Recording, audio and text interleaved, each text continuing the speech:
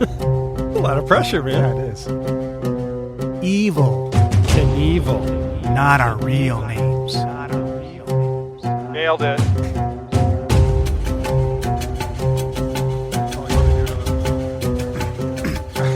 Oh, you want me to do my bit? Okay, here we go. Who are those guys?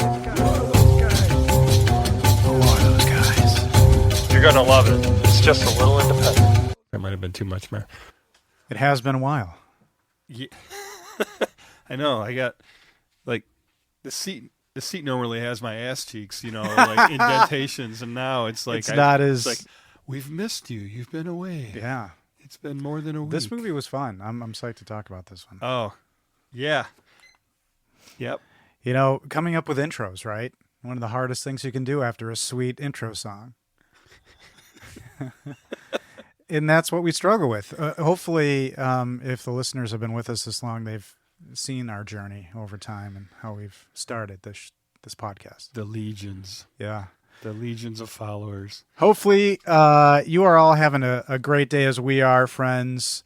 Welcome to A Little Independent, the movie podcast where two friends talk about independent, obscure, just plain weird movies. My name's Ryan. And I'm Todd. Hi, Todd. Hi, Ryan. She's back. Yes, she is. You doing okay? Yeah. Yes. Doing great. Great weather out today. I've watched, since the last time we recorded, I've watched a ton of movies. I've been, because sometimes I feel like I don't, or I get, I try to quantify it, because we do this. Uh-huh.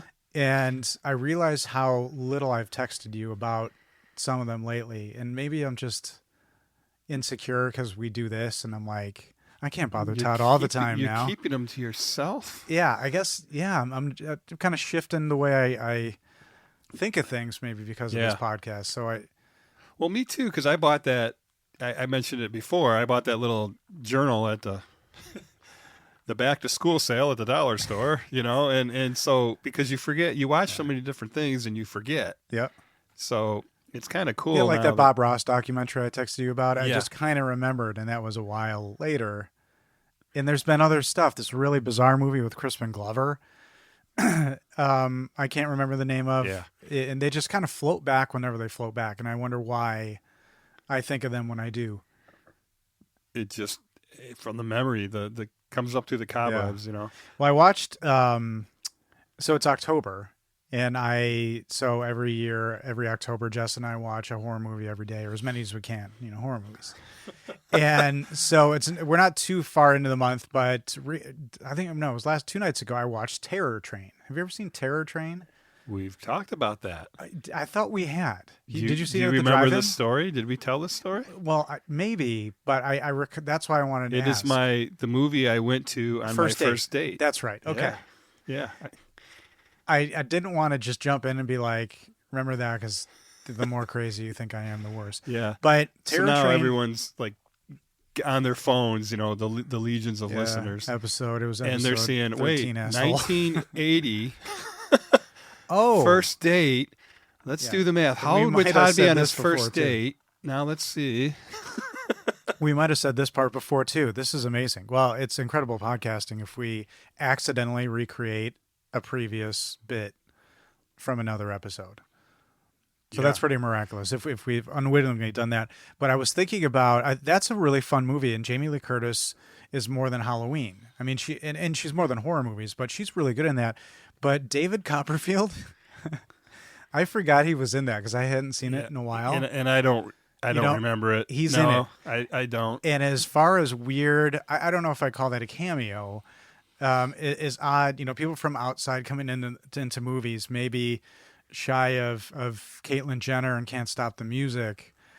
David Copperfield is so terrible in that. It's the most enjoyable thing I've seen in months. His shitty performance in that, and it's so, my biggest criticism is it's so wooden. It made your day? He has this like highly painted face, and he's just like, I know listeners can't see it, but he's just like, and he's a ruse as far as the plot, but you'd think a magician like him would have more charisma, so they must have stomped down his. Well, I gotta watch it now. It's great. I gotta rewatch Super fun. I mean, I don't even know if I had to have seen it since then, but it's been a long time. Included, if you have a Shudder subscription right now, I think you can pay for it on Amazon. But pretty cool. Terror Train. But we're not talking about a horror film today. No. Last week we did. This week we're not. Did this movie? Oh, this is going to be one of the things I say that I might get made fun of the most. But did this feel kind of like the perfect fall movie for some reason? Even though it's not a fall movie? No. Okay. I mean, I didn't get that. Okay, we didn't connect on that, everybody. Yeah. I will say the sunshine and there was no nighttime. Yeah. And the sun was out and every day. It's a very colorful film, very bright. But it just, I just felt like this time of year was a good, this has been a good movie because and I don't know if we've said this before. I've said this before, but I have not seen this very popular classic. I'd call this a classic movie. Wait. That we're doing. Wait. I've not even told you that. This was your first time. Not 100% all the way top to bottom, no. I'm aware of everything surrounding it. Well, all the pop culture. Yeah. I'm aware of. And that's what's staggering about this. And as we get through this podcast, it's similar to what I know, and you know this of me, what I know of Friends, the TV show, and Seinfeld, the TV show. Yeah. Never seen an episode of either of them. But I know the No Soup for You, and I know Smelly Cat Song. I was in the pool. Right. So all that stuff that was is so iconic. I know of this movie, but I've just never seen it. But you never watched it? No. Oh, this is awesome. So we should probably say the movie. Yeah. I wonder if people can guess right now. 2004. Maybe we can create a home game. Sundance 2004. So this is a movie I've not seen. Independent, decidedly not horror. 2004 indie. There was a short film, about 8 minutes long, made of it first in black and white. Yeah. Film school students graduate, make their first film. Okay, now this is enough. This is a home game. If you've got it, just email us at alittleindependentpodcast@gmail.com if you have the answer. If not, just continue drinking. We won't see it immediately. Yeah. But the film is 2004's Napoleon Dynamite. Yeah, and this came about as my choice. This is our first. Episode 23 is our first request. Our first requested movie. Yeah, it came about at work, oddly enough. Forgive me if I'm hearing this wrong, but this was from a group of younger people, like younger than us, decidedly, who were kind of interested in this concept, but said, this is an indie movie that resonates with me. Yeah, we're at work and talking about the podcast I do. I think it was probably a podcast night or something. Yeah. And one of the interns said, is Napoleon Dynamite an independent film? And I go, yeah. And you got to do that. And then another one, you got to do that. And then somebody been on an office, around the corners. Chimed in. Yeah. Yeah. You have to. Everybody within a 50 square foot radius was love popping that heads movie. out. Yeah. I love this. Yeah. This is so cinematic. So we'll guy comes down from the ceiling like an airplane. Yeah. little duck comes down with a sign, Napoleon Dynamite. So you had this little cinematic moment at work. Yeah. So shout out to Maggie the Intern. So Maggie, though, what I was trying to say is college data, because I was trying to... Yeah, she's probably 21, 22. Okay, but that's interesting because the reason I didn't see this movie, and I'm not ashamed to bear my flaws, and I do it, but 2004, interesting year, good movies that year, but that was a time where it seemed popular, and I'm like, fuck it. It's popular and dumb. I don't care. Everybody likes it, and it's... I would have said hipster back then. That's not... Black flag, bitches. So I think that's what I recall. Yeah. Of being the kind of hurdle to having not seen this. Having said that, I've admitted on so many occasions to you, to my lovely wife over the years, that I'm an asshole and I'm wrong about a lot of stuff. So... after hindsight, and I got back, I could get past the douchebag that I truly was for, not seeing a movie because it was too popular. Now, when Netflix comes up and it says most popular in the U.S., I skip that real fast. Because I don't want to be lumped in. I don't want to be lumped in with those people. But so you're still somewhat of a... I ended it that way to try to be funny. I don't know if I sold it right. But I think that's why I didn't see this. And... before we get into the movie, I'll or start the podcast part of it. That dance Yeah. I'd seen part of that dance. I had no context. So know that I went into this movie knowing pretty much everything, every meme, every GIF. This is inspired. Okay. The dance, but have no context for any of it. Of how it all. I have put context for, gosh, jeez, Dang it. sweet. I have now, before seeing this, I have concept of tots.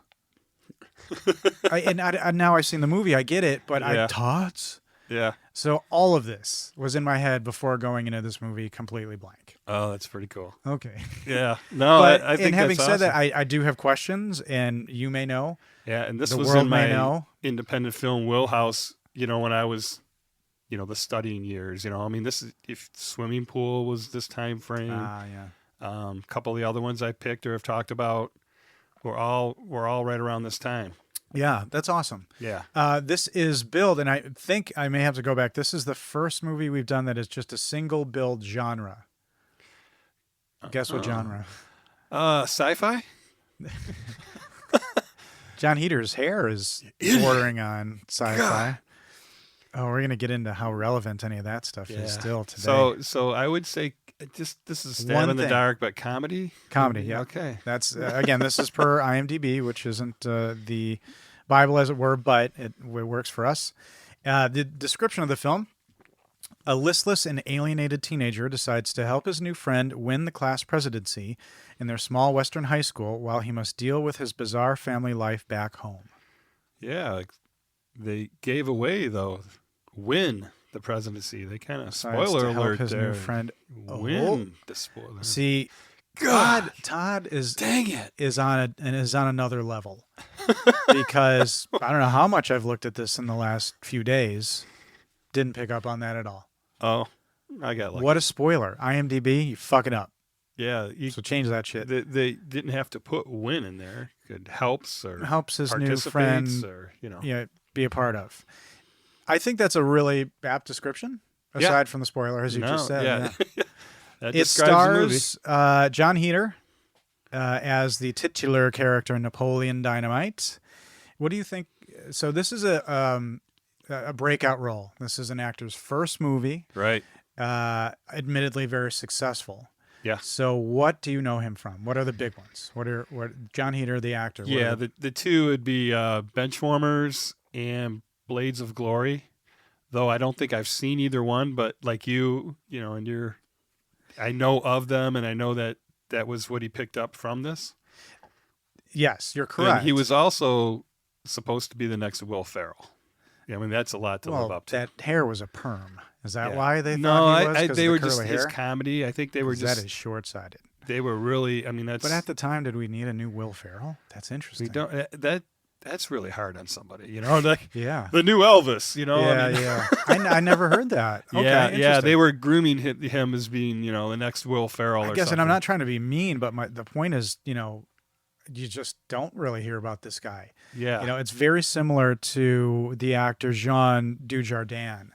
And he's somebody I don't think a lot of people are super familiar with, but John Heater reminded me of him or vice versa. Yeah. In that I was familiar with this actor from a bunch of French films ahead of time, and that sounds so fucking pretentious, but he's French, and he's a really great comedic actor, a series of movies, these spy spoofs called OSS 117. I've talked to you. He's the guy with the big smile and that laugh. Yeah. And then he does this movie called The Artist. And it's the same director of those spy movies. And Yeah. he wins the Academy Award for Best Actor that year. I forget, 2011 or 12 maybe. And then nothing, Yeah. and John Heater kind of feels like the same thing. Well, those were two pretty big comedies that he got into, mainstream movies that he got in. That's the only two that come to mind, but I know he's done a lot of stuff. Yeah, he's got, John Heater has 84 acting credits. In 17 years, so That's a lot of stuff. His next big movie after this was School for Scoundrels. I remember seeing that. That was him and Billy Bob Thornton. Blades of Glory. He's done voice work. Did you know Napoleon Dynamite was a cartoon? There was a 2012, and then once again Fox canceled the two words that you and I hate to say. Right. Are canceled by Fox because of our beloved Firefly. We can go with 3 words on that one, but yes, Absolutely. Yeah. And John Heder, though, was in a movie called Ghost Team. I can't remember the year, but it's got Justin Long and David Krumholtz in it. Two like fun, younger kind of character actors I like. So I'll see that. But John Heder, I have seen him recently in the 2020 film Tremors: Shrieker Island. I have not. And I haven't seen the two new ones. I've said it here, I'll say it anywhere. I love all the Tremors movies. Yeah. Love them all. And this was the last one. So John Heder kind of, I think, takes over for the Jamie Kennedy role. But he's in the and again, I remember watching that thinking, oh, this is that Napoleon Dynamite kid. Thinking the same thing. Like, he was supposed to be huge, I'm guessing.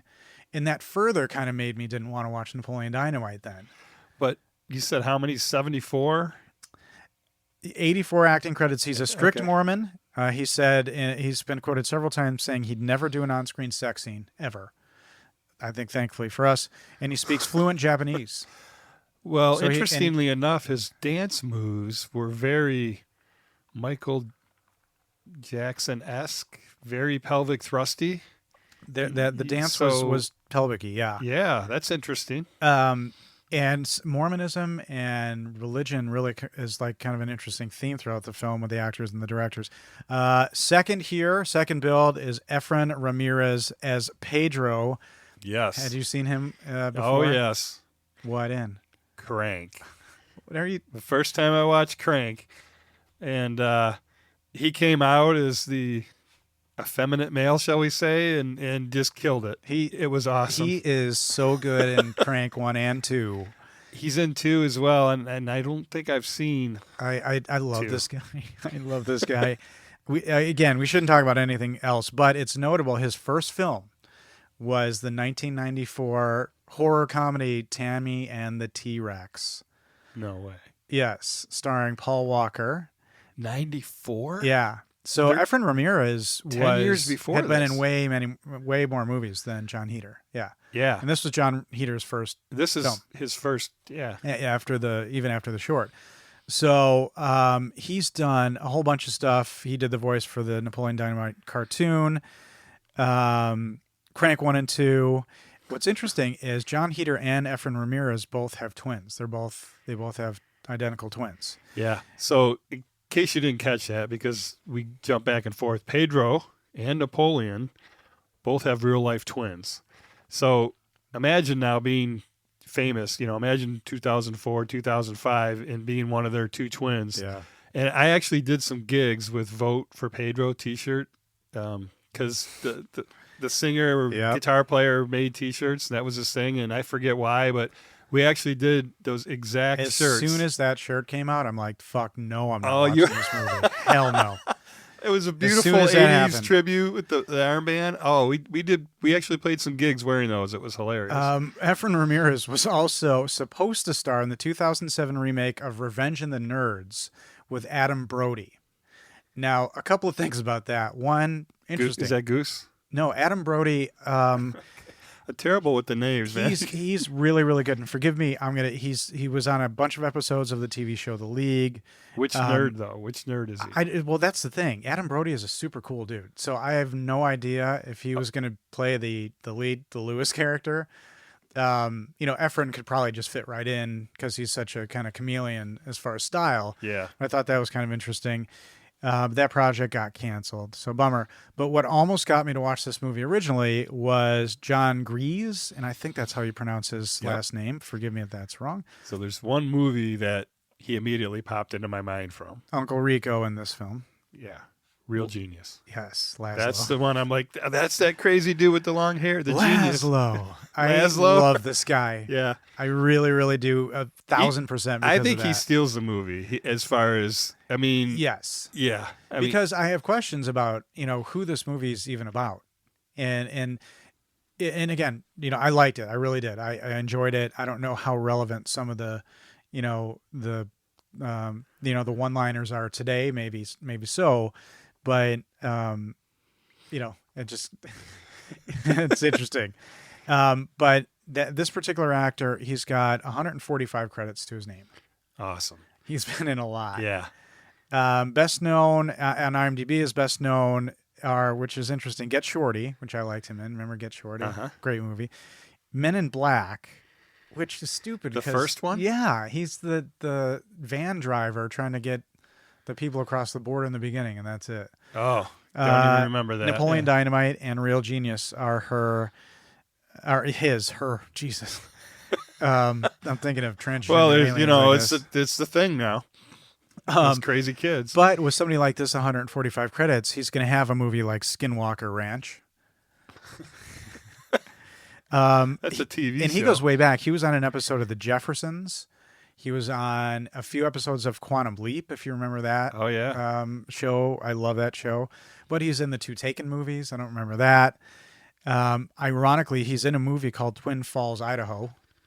And this film heavily filmed in Idaho. Yeah. And that movie is about conjoined twins. And he's in a movie that I really like called Running Scared. Do you remember Running Scared? No. It's an 80s action movie with the 2 most impossible 80s action leads, Gregory Hines and Billy Crystal. Well, they did another one together where they were cops. Yeah, they're cops. But it's an action comedy. Then I did see it. Oh, yeah, Running Scared. Yeah. That title did not. So this ring guy a was bell. probably a thug or something in that. Okay. Our next actor listed is Aaron Rule, who plays Kip. Yeah. His career began and ended with the movie Napoleon Dynamite and the TV show, the cartoon, and that was it. That's all you can find. He makes commercials. Oh, okay. He's He's directed a couple of shorts, but kind of. Yeah, he's in the commercial realm. I guess he's from one of the interviews I saw. He's pretty successful. Yep. Tina Majorino, plays Deb Majorino. It's just like such an 80s. There's so much 80s in this movie. Well, and she's a child actor, star Yes. kind of thing. Yeah. What do you remember her from? This is from the interviews and such. I don't remember. One comes to mind distinctly. Really? You recognize her? Yes, as a child actor. Do tell. Waterworld. She's the little kid. No. She's got a very distinct look about you her. The girl on the boat The that little he girl, yeah. saves from the. Yeah, and he's very mean to. That's. Oh, you just ate 3 days ago. What are you complaining about? You just wait. My mind's been blown. Because I can see her face. Yeah.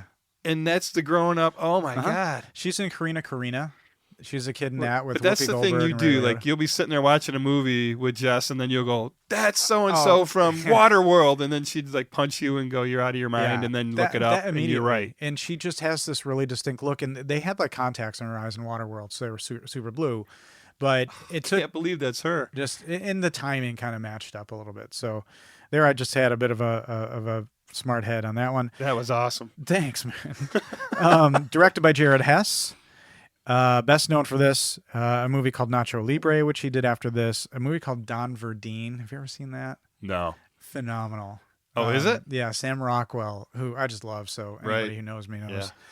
Yeah. And they're all, so I think this director just had a couple of, because all the movie posters, like 2 or 3 movies after he did this, Yeah. the movie tagline was from the director of Napoleon Dynamite. Yeah. So this was clearly, and then he did a movie called Masterminds. Did you ever see that? Yeah. Kristen Wiig, Zach Galifianakis, Jason Sudeikis, I think I did. Owen Wilson. It's a true story about the Brink's armored car robbery. All right. And if It's you ringing haven't a- seen it, watch it. It is so good. Again, Kristen Wiig, I think, is a national treasure. I love her unashamedly, and she just elevates everything she's in. But I think I'm the right person in this. No, I'm not. I'm not thinking of Kristen Wiig. Forgive me. Oh. Kate McKinnon. Oh, I was just about to go. Oh my gosh. You know what? I was about to talk about knocked up in the I just had HR a complete scene. meltdown, and my mind stopped working. And maybe Well, because I'm stuck in vain, Waterworld. we'll cut it out. We might want to take, Anyway, we Kate might want to take a McKinnon- break and drink some water because we're both like stuck on a. Watch Masterminds. And this was written by Jared Hess and his wife Jerusha. Also wrote Nacho Libre, Gentlemen Broncos, which is a cool movie as well. Yeah, and the Waterworld character Deb, the girl from Waterworld, Miss right? Majorino. Deb, yeah, she that is Jerusha's character. It's based on her. Oh yeah, Some real life experiences. really? Oh, Yep. that's awesome. Yep. Tagline: 2 of them on the poster. 2. Yep. He's out to prove that he's got nothing to prove. Next one. It's going to be a dynamite summer. Yes. Okay. Because it's summer. All right. And who we haven't gotten to yet, Miss Duff. elsewhere, I didn't list her. Just, I really, when I was thinking about But she's got a famous sister. she does. But I just thought those four were really. And she's one of the few that has a first and last name in the movie that they keep referring to. Summer Wheatley. Well, yeah, that's true. Why, That's I don't interesting. know. But And a third tagline, I don't know where it came from, but same planet, different flippin' world. no, I'll go with the second one. I hate them all, actually. I think they're The terrible. second one's not good, but I like the play on words. So there's a couple of stories. I with don't know if you Dynamite. unearth anything about studio involvement, because there is studio involvement in this film, which, it's a cool story because it created a bidding war after Sundance. And so that happens, but it ended up with some studio involvement, which is kind of interesting. But original budget, $400,000. Yeah, and I have read as low as $250 because basically they were all film school students together for the most part. And then they just, hey, Uncle Joe, and, did whatever they could to get some money thrown at him to have enough film to make it. Yep. it's Napoleon was only paid $1,000 for the beginning. John Heder paid $1,000 for this. Yeah, I mean he got more money later, but It made $46 million worldwide. just in the box office, Pretty another amazing. $130 million on DVD. Pretty amazing, I think. An hour and Huge- 36 minutes, Huge too. numbers, huge numbers. Huge numbers. Very digestible. Hour and 36 minutes. And you texted me and you said this could be a family movie night movie. Yeah, And I didn't remember what you were, it was on a Friday that I texted you. And part of me honestly was like, really? This Yeah. is a PG film. This There's is rated no PG. swearing. I mean, Yeah. it's very Mormon Yeah. all the way through Yeah. For reasons. because Mormons made it. Are there? Yeah.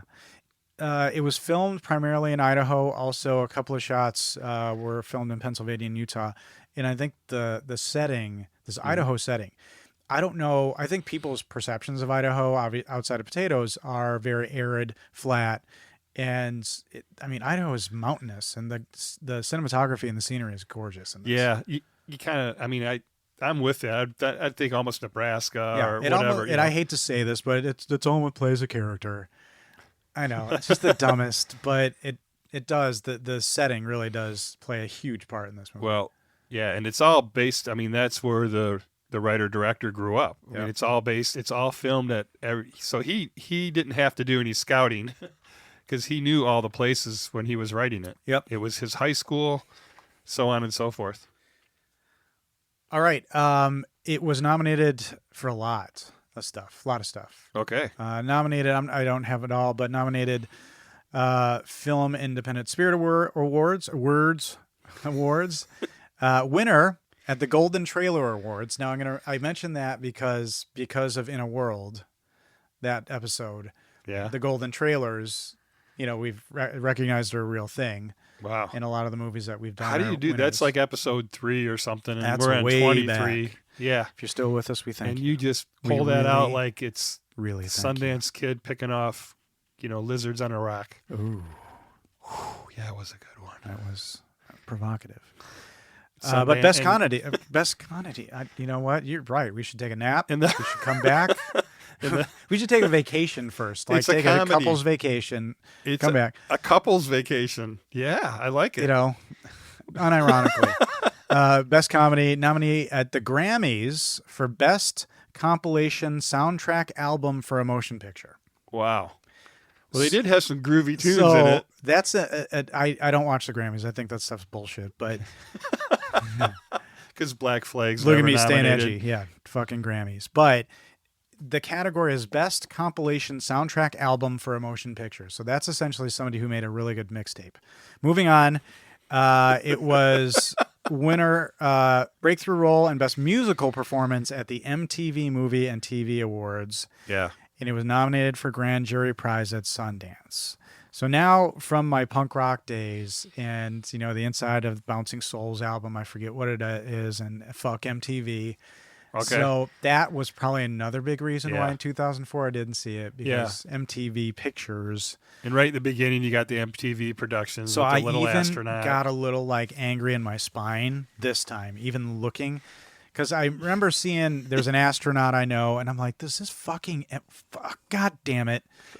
And understanding, yes, it And was that was towards me because I'm making you watch distributed by, so it was still produced independently, everybody. So unfurl your underwear. it. Oh, no. Yeah, this is unfurl your underwear. I guess That is a T-shirt, my brother. It didn't really apply, but I like it. You know, a flag. You I was trying to unfurl say, a flag. Get your underwear out of a So bunch. the but underwear is unfurl. twisted like a flag around. That's what we say. When we're getting intimate at home, honey. Unfurl your underwear. Not pull it aside. Not any Unfurl of that. it. Unfurl it for me. And you say it like Charlton Heston, which is the best. Unfurl your underwear. Nova. Can you even love? So lots of awards, which is cool, and I think deservedly so. I didn't look and see what indies came out around this time, but I remember this just being We've done a huge couple of them, kind of actually, cultural milestone from this year. Yeah. Opening credits in a movie like this, I think, very important. Don't you agree? In a way, like I feel like they have to be zany and weird to get your interest. Well, and this was done later. This was done after the whole Sundance thing, when they made that. And this was actually done by Kip. Kip came up with this. Yes. The commercial guy. So does this remind you, I've been wanting to bring this up. Does this intro remind you of any other intro in its uniqueness, in its quirkiness? Holy shit. Yeah, Are I you can gonna see the say- smile. Wait. I can see the smile. Because it's written in two different places. November Niner. Yes, hard to get to Hawaii. Yes. I literally wrote it down. Home run, baby. Oh, boy. Yeah, and especially when he did the library cards, I was like, holy orgasmic, shit. really. Yeah. We may shut down right now and say we've had a perfect episode. Yes, the titles were really clever. It's images of very, very colorful food in different settings. It's super stylized. And each plate of food was eaten by a specific character at some point in the movie. Interesting, really? Yeah. Well, I noticed food played a huge part in it, but I do have to say overall the food looked gross to me. Yeah, that steak. It didn't look well. The steak at one point kind of did seem appetizing. We'll get to the steak, but the food looked really, really gross. But what I was thinking in general was indies, and I don't have any proof to back this up, but it felt like a Wes Anderson film. It felt very kitschy and quirky. Mm-hmm. The song, very Wes Anderson. Yeah. Which is to say, in my opinion, just a shit song. Works fine over a movie, but would you ever listen to that piece of shit, outside the movie? You'd probably be like, this is a terrible song. I could see your face when Time After Time came on during the dance. No. You were like, no. I'm going to disappoint you, I think. oh, okay. Actually. All right. I think all right. I am.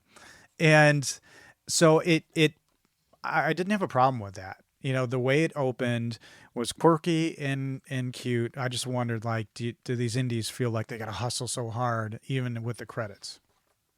Yeah. That way. My first, after the credits and throughout the film, actually, until I discovered something that was disclosed in the movie. What time frame is this set? Well, do you have any? You feel like it's 80s throughout the whole thing. It starts that way. Everything feels that way, but they made a specific point when they showed his ID, Napoleon's ID, in the intro that it said like 2005 or 6 or 7 or something right on the ID. Oh, you saw his ID? They did his good. ID in the credits, yeah. That's good. In the opening credits, but they wanted you to know that the small town of Prescott, Idaho, is really still stuck in the 80s and 90s. That's okay. I took away from it eventually, but again, I didn't know anything about it. Just pop culture, and I hate MTV. Yeah. So I was open to it being in the 80s and not knowing. So you see what we know later as our main character in moon boots, clearly opening a Trapper Keeper. And this is just a nod to people like us. Uh-huh. Jess was just like, that sound. We both remember the feel of that Trapper Keeper. Yeah. But he's got his shirt way tucked in. So he just screams awkward, and I get it. Okay, awkward guy, the crazy perm, the Yeah. glasses. He's just a weirdo. Yeah. So his little side note, his perm didn't take.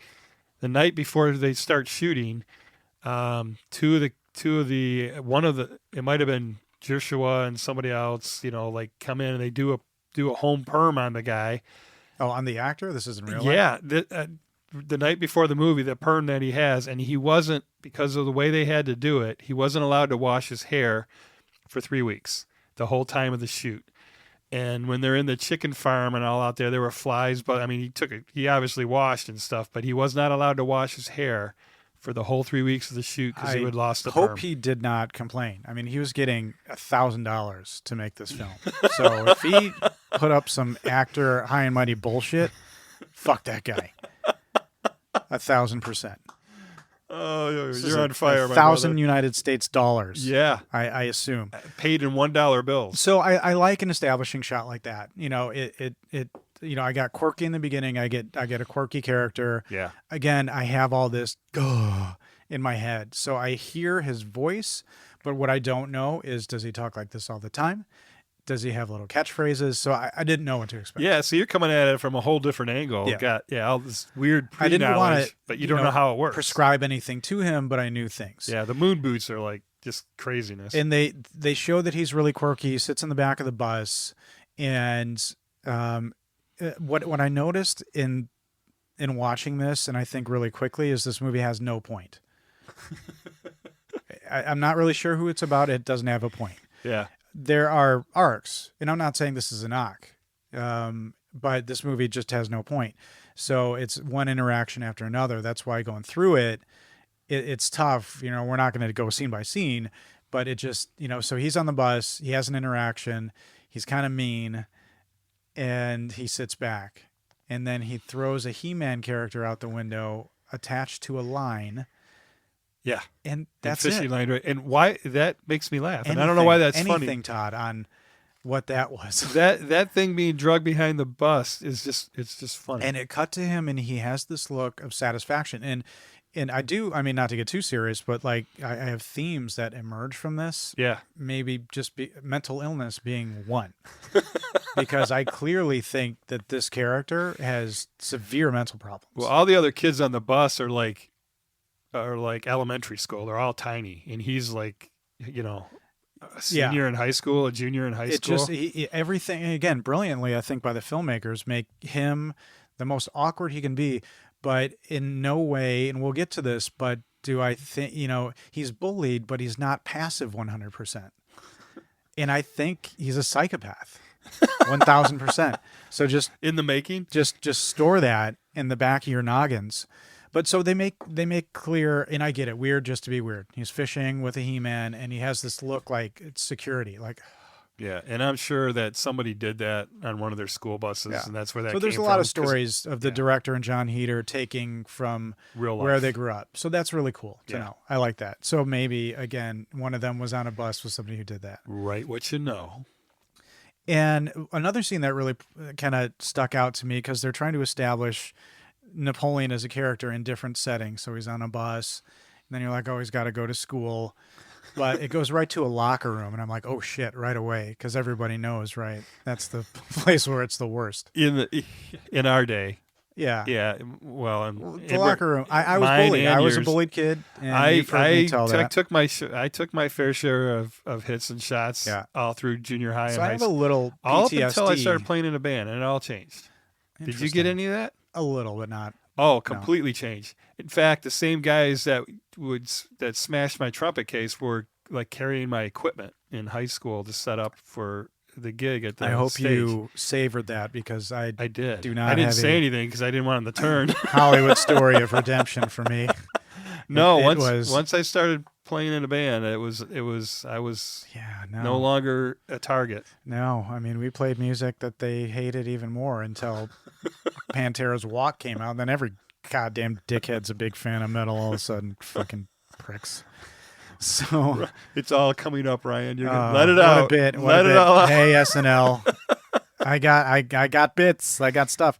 What I like about, and there's a comedian who does Dan Cummins, he does a bit about compulsive liars, and he says, I love them because whatever they do, he'll this person, and I don't know if it's a stand-up bit, but he's like, I will say, hey, did you do this? And the guy's like, oh yeah, knowing clearly that he didn't do it. Right. And this guy would just feed him more stuff to see how outlandish this person's lies would become. Yeah. And so right away, And I that tied this trait in Napoleon to him because the guy says, what did you do this weekend or something? Yeah, this summer. What'd you do over this the summer? summer. Yeah. And the most outrageous thing. And he was in Alaska hunting wolverines. Yeah. Oh, really? What kind of gun did you use? So And he's then- feeding yeah, them, yes. just like you're saying. Exactly. Yeah. A 12 gauge. God, what do you think? What else? And He had to save his cousin. I had so much fun with that scene. Yeah. Not just because of that comedy bit, but because, and that's when I start to, ascribe traits to characters. But right away you have somebody who's kind of maybe an aggressive narcissist. He's mean to a little kid, and he's got, some kind of obsessive compulsive issues or security issues. And he's got the with line He-Man, thing. and the metaphor on attached to a line, right? And then, so right away, I don't know why I'm, putting this guy on a couch right away, but it was fun to break this dude down. But Just I'm how like, you were watching it, I guess, and right? I didn't know where this dance came. So the dance could be in the middle, and there could be a horrific murder for the rest of the movie. No, probably not. I'm sure I would have known. A la Carrie. And what I noticed throughout his performance, and right away, I think he establishes himself pretty well into his cadence, is the little thing where he cocks his head down, and his brother does it too, security, gesture, whatever. But his eyes are closed, 80% of the movie? He closes a lot, yeah. And again, I'm like, okay. Because he's all this in his is head, it's all... But it makes for an interesting character, because what is he going to do, or what's the point going to be? And some could say there was no point. Yeah, the story about Nessie being blown up by the Japanese scientist, and that whole was speech in the beginning. Pretty funny though, actually. Yeah, but right. Yeah, so great lies, and he gets and we see him get a little bit bullied. He's the headlock move that this bully has, and he goes to the office. I remember the nurse's office and having to use the phone. So I still don't know the time frame, by the way, because I haven't seen like a car or a cell phone. Going in clean the first time. Right now, I'm in the 80s, or very early 90s. Right, because he doesn't use a cell phone to call home. He uses there's no sign of any of that technology. Okay, so, which is interesting, because you said by his ID, if I was more, eagle-sighted, I would have known it was 2004 and then been like, what the hell's going on? Would have confused So questionable filmmaking decision, I guess. But so he wants to go home. He calls home from the school nurse, and again, I don't want to overdo this guy's voice, so I don't want to do it the whole time. And people and are waiting for it. This is what they're listening. He says for. he doesn't feel good. He calls home, and somebody answers the phone. Yeah. And do you know what his home life is at that point, or no? I don't remember, because he lives with his grandmother. Yeah. And a person you don't know, who you find out later is his brother. So a guy answers the phone, Kip, and he says, "Is Grandma home?" And Kip says no. So I'm like, oh, okay. Guy lives, maybe his grandma lives with him, what have you. Yeah, this is the first time because he's still at the school day. So in the scene, you see this guy Kip, and he's got greased down hair a little bit and this crazier mustache than even I had previously. And did you notice in the food is a huge theme in this? In the background, my first huge laugh in this movie, in the background with Kip is a huge pile of grated cheese. Did you see that? He was grating cheese over like nachos or over a quesadilla. I think that happens in another scene. He grates cheese again. He's got like a whole block. Yes. Huge block. But in this scene, it's like this big. I mean, like 12 inches off the table. Yeah. And again, I'm just, weird to be weird, but it made me laugh out loud. I think that was super funny. Yeah, everybody gets to grab the cheese. And so Napoleon doesn't get to go home, and but the chapsticks are really famous. Why is that moment famous? in that. It's just funny. Everybody, and they may have even been giving out chapstick at because Sundance. He says, "Well, if I can't come home, will you bring me my My lips hurt chapstick?" really bad. Oh, okay. Yeah, that line is just so off the wall and funny. Oh, you remember that? He's like, "Well, can you at least bring me my chapstick?" And he's like, "No," and he's like, "My lips hurt really bad." Gosh, that one didn't get you. Chapstick a sponsor? See, that's your rebel, part of it. That's one of the mainstream. Goddamn ones, corporate sponsor. Fuck you, chapstick. I'm a Burt's Bees motherfucker. Susie Chapstick. Remember her? The little... Yeah. Well, I like, I'm glad he can't go home because, and again, it's a weird thing. He's standing in the hall. Yeah. There's a teacher clearly orienting a new student, and this guy creeps up because, again, he's got a saying things you disconcerting visage. Saying like racist things to him about. Well, he's like, is that a new student? Yeah. No, the principal was saying it to Pedro. It was like, you're like, what's wrong with you? And that gets his attention. Yeah. But, maybe this is Napoleon wanting to sweep in and help. But this is a new student. Yep. And takes him under his wing. If he had went home, he would have never met Pedro that day. Nothing kind of would have happened. Yeah. So that not bringing him the chapstick propels the movie forward. Well, thanks, chapstick. Never mind that. And I like, the introduction. And again, from what I know these two are chums. Yeah. So this was kind of like the origin story of how they met. Well, and the vote for Pedro T-shirts and So again, I knew there was an end game of sorts, but I didn't know where that was. I didn't know if the president was in the middle or what have you. Yeah. But then this leads to one of my I laugh every time scene. So the introduces is kind of bike do you have? It's called the sledgehammer, and then the whole pegs and.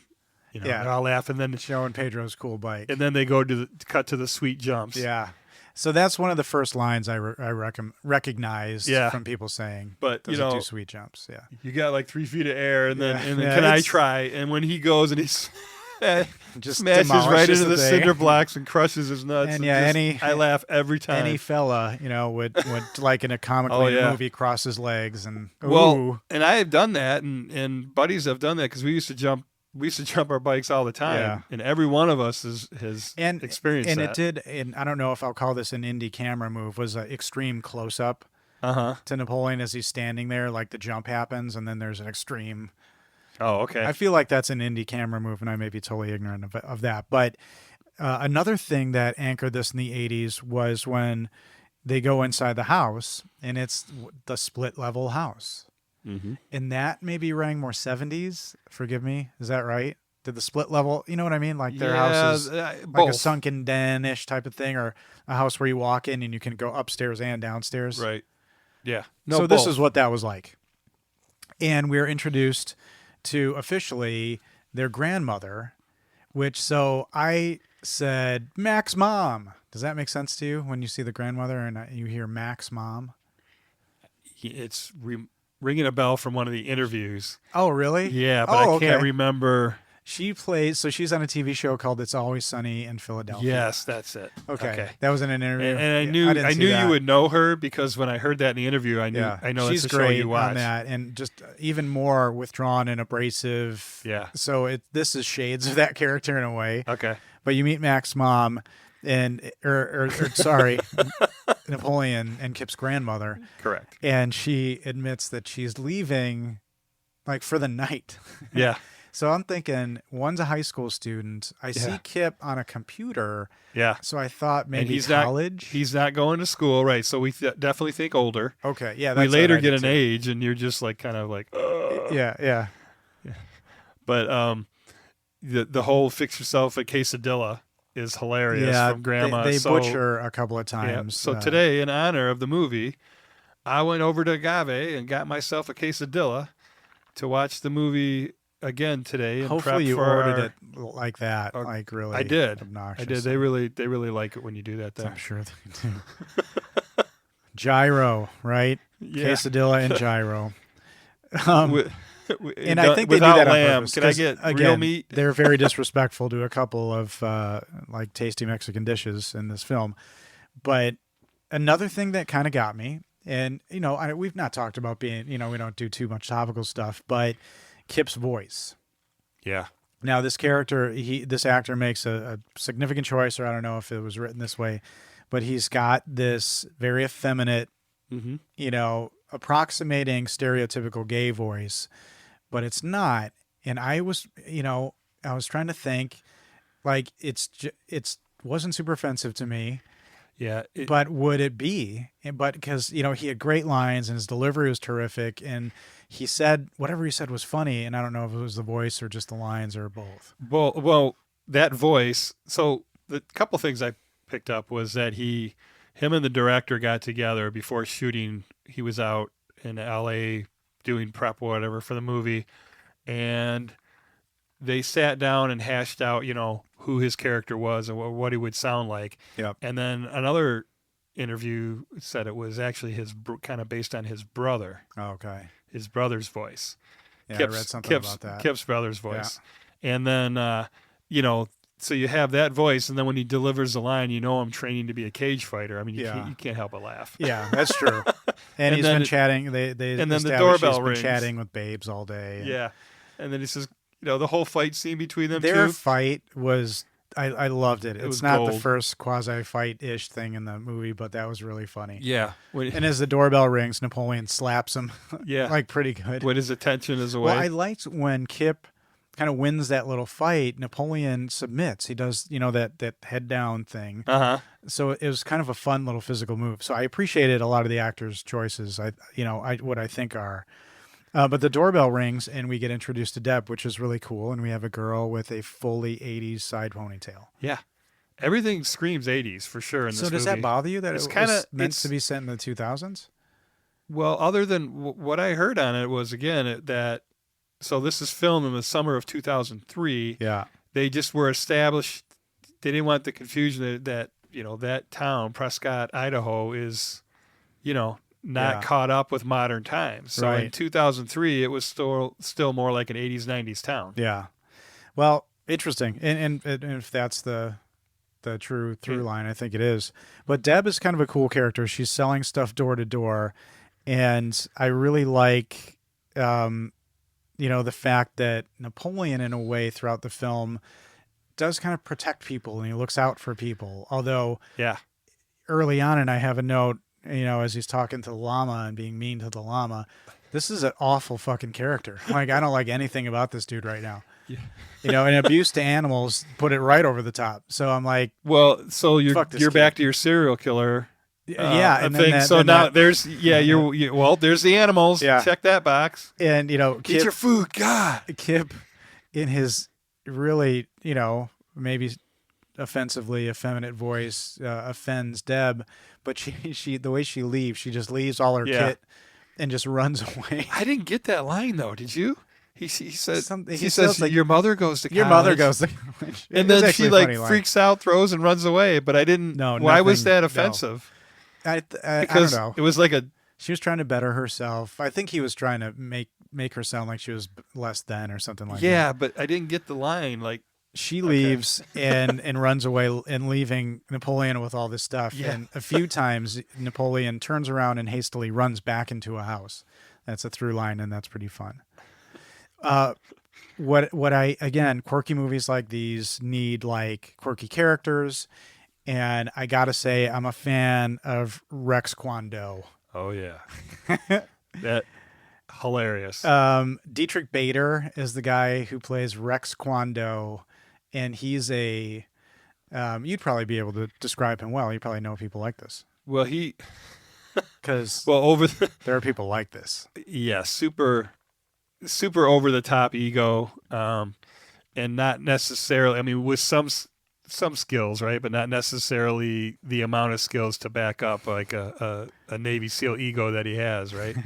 This is a blustering, but they go to his little dojo to sign up for his class, and this is actually my clip. Yeah. Okay. Now, I need to you. It was tough to come up with a clip. Napoleon stuff is all great. Rico stuff is all great, but I want to let people kind of see all these lines themselves because, I'm bummed I was spoiled on a few things, but I picked this because this dude, I believe, exists. The way he looks, his American flag Zumba pants, and those crazy Velcro black shoes he got from Walmart or something. Yeah, and it was based on a character that they knew that was making all these wild claims. So he asked for a volunteer, and I think Kip jumps up, and he asked him to attack him, and Kip's move. Watch the movie; it's brilliant and funny. And this is after he defeats Kip a few times, and I didn't realize he was trying to sell his services. So here is Rex, I don't know his last name, Rex Kwon Do, selling his services. Now, in addition to what you just saw, if you study with my 8-week program, you're going to learn these things, first off. Rex Kwando, we use the buddy system. No more flying solo. You need somebody watching your back at all times. Second off, you're gonna learn to discipline your image. Do you think I got where I am today because I dress like Peter Pan here? Take a look at what I'm wearing, people. Do you think anybody wants a roundhouse kick to the face while I'm wearing these bad boys? Forget about it. Last off, my students will learn about self-respect. Do you think anybody thinks I'm a failure because I go home to Starla at night? Forget about it. Now, for only $300, you can sign up right now for my 8-week program. So, I had a lot of fun with that. Oh, 'cause yeah. Anybody want to get a roundhouse kick to the face by somebody? I laughed out loud when he said that. And okay, so this is funny, but that is actually true. Program. In Taekwondo, it's, mostly kicking, right? Your focus is on kicking. So Yeah. that's always been a conversation, especially early on when you're coming up through the ranks and you don't know what you don't know. We're always talking about, what if, and, I could never kick in these jeans and this and that. And then Chuck Norris came out with the jeans that you can kick in. Holy shit. I remember that. They were I would Chuck kill Norris for jeans one of those ads right now. that had the diamond-shaped seam and seam. Diamond shape what? I'm not letting that Hello. one go. This is a Seam. family program, S-E. Todd. But yeah, I remember those jeans, and he had like brown cowboy boots Yeah. on, and it's a big high kick, and that's he's the ripping ad his balls was- apart. Yeah, so you can actually kick in those Well, this is jeans. real, everybody. You're welcome. Look up those ads; they're amazing. I'd love a T-shirt of that. But we get one of the first shots that really impressed me as far as the background. It's a shot of a cow, and then you see the mountains in the distance, and that kind of showed the scope of this thing. Uh-huh. And a school bus pulls up, and This a is the second guy day. murders the cow in front of the kids. And again, quirky indie movie, funny. Hilarious. I mean, this is like a highlight moment Yeah, when it's super funny. the way it's cut and the screaming. So that guy, the farmer, the guy, that shoots the cow and marries the two at the end of the credits. Mm-hmm. He was actually, so he's a local there. Let me get, if I remember that, he fell off his barn. He was hit by a car going 55 miles an hour. He had been electrocuted.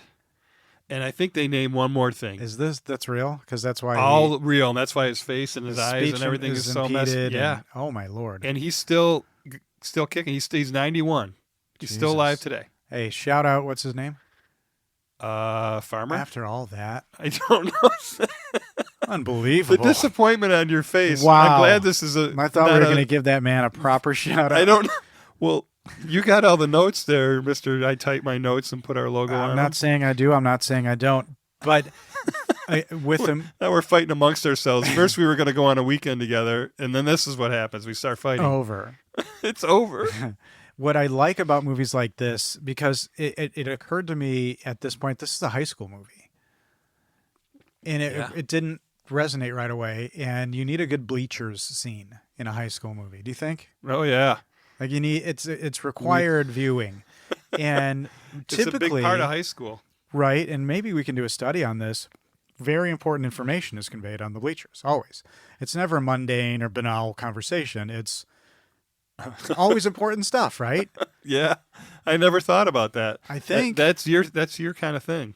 I may be come up full of with shit that on stuff. that, but what is revealed here is that there's a dance, and Napoleon has a girlfriend, but she can't make it here. She's from Canada, or Yeah. it's the classic here comes the next Canadian big lie. girlfriend. Yeah. Yeah. So I'm like, okay, he's making shit up, and it's fun to listen to. Well, and there the you picture go. of his girlfriend was a glamour shot that Deb Oh, left that on Deb the left, porch. right? Yeah. So So there's you another even big see lie. it. Yeah.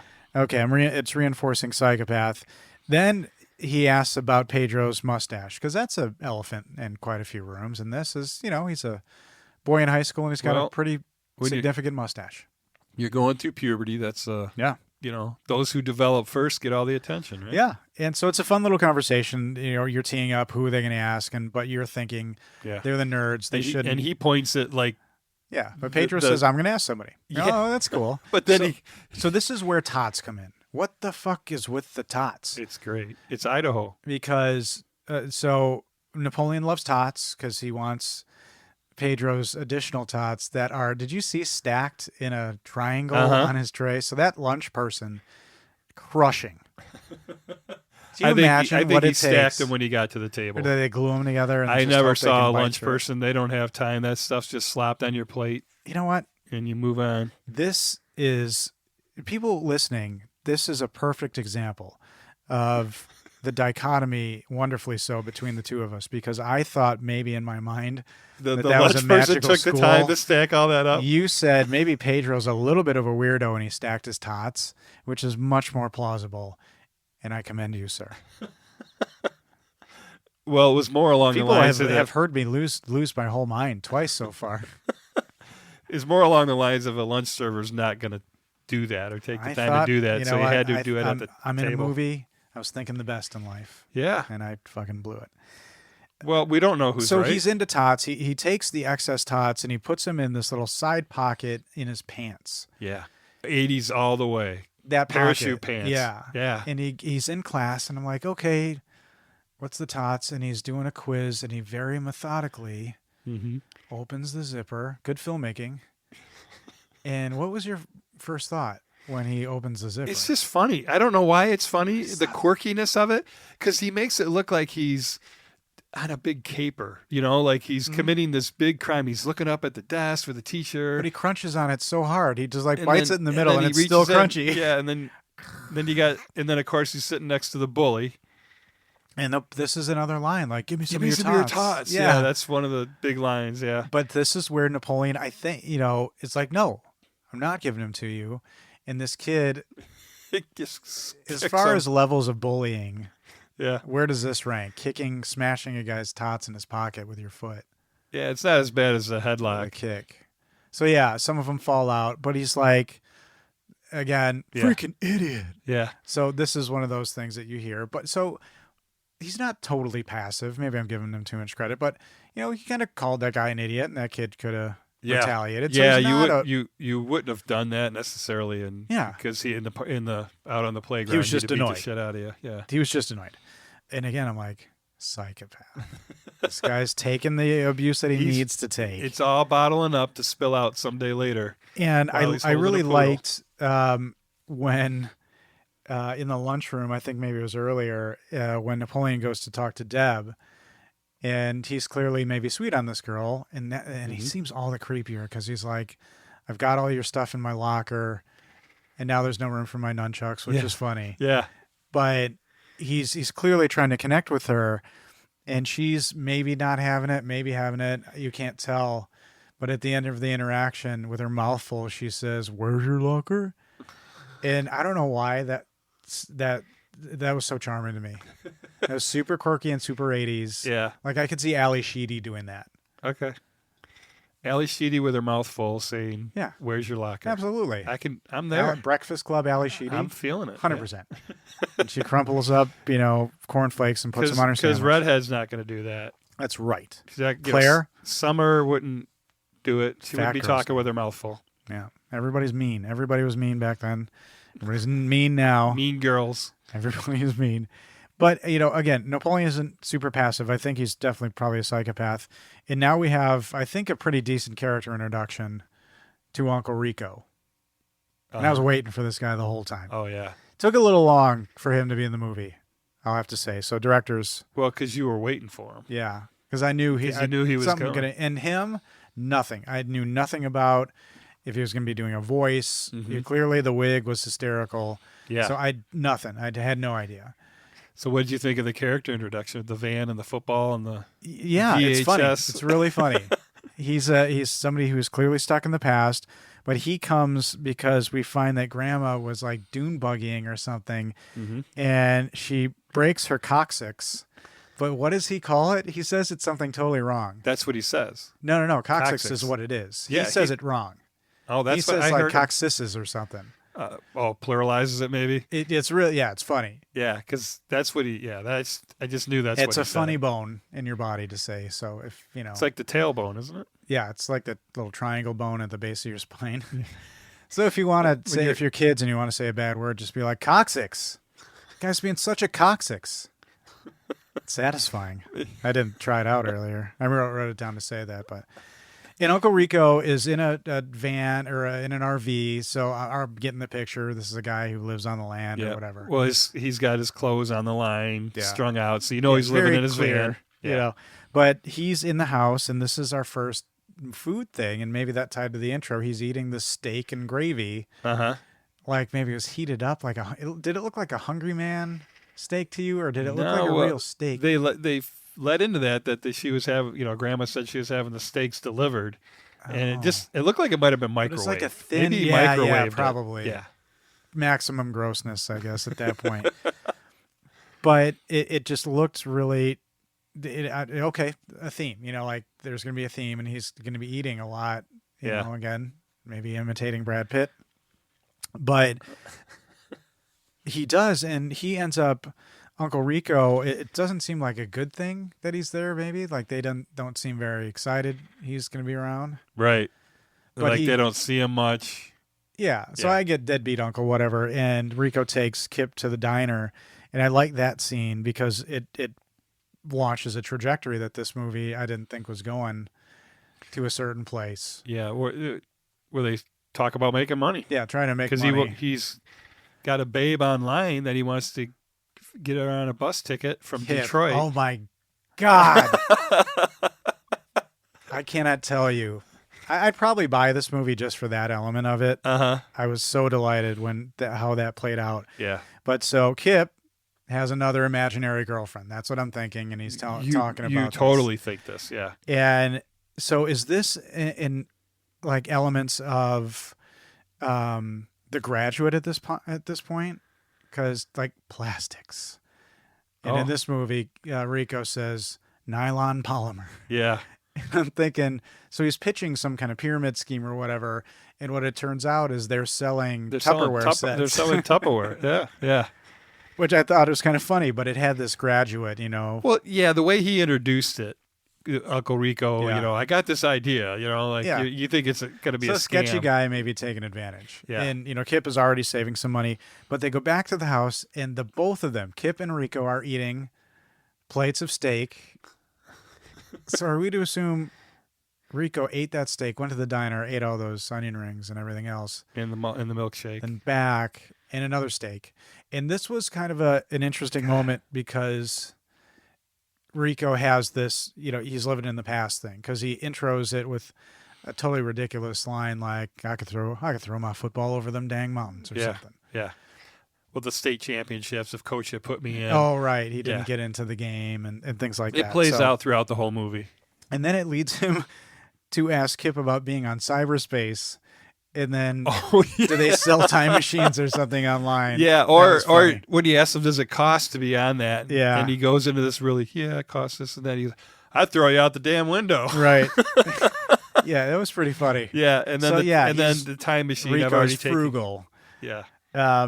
And we find out in the next scene, and you see Napoleon at that ball game. What's that ball game where it's tetherball? Tetherball.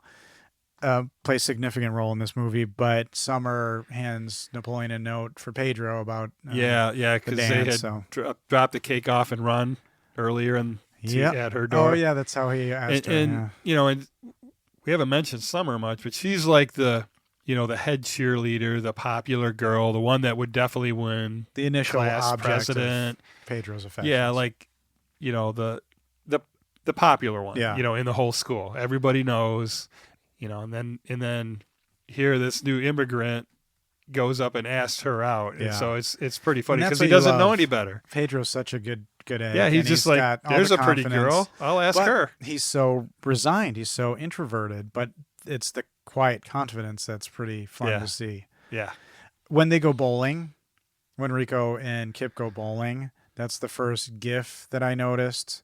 So in the movie, they say yes a lot.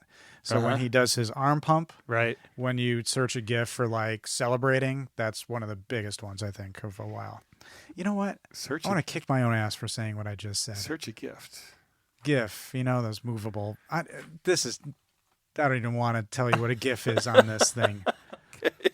Well, the best part about the bowling, when I send you a text and there's a movie clip in it or something, response. Oh yeah. The So clever girl one today. Yeah, I'm the one everybody's screaming at Uh-huh. because he doesn't know what that. I'm like, Anyway, I what that is. hate everything I've said about that. Well, the bumper ball is the funniest thing. Here's this grown man Yeah. Playing bowling, with the and bumpers. it bounces off the bumpers 3 times, and then he does the arm pump when Yeah. he knocks 9 of them down. Yeah. That was funny. Yeah. And, again, there's some sense of arrested development in both of these, but I mental illness.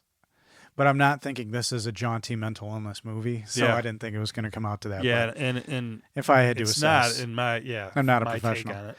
But, Rico and Kip are really planning something. They're going to get laminated name badges and things like that. Deb Yep. takes the photos, which is kind of fun. But when Pedro's turned down, he says, and this creates tension, I guess, in our leads. At this point, who's this movie about? Oh, it's about Napoleon. I was certain it was about Rico and Kip at this point in time in their Oh, Tupperware venture. well, just from the title, you're going to be focused because they spend on a lot of Napoleon. time on it. That's a good point. Thank you.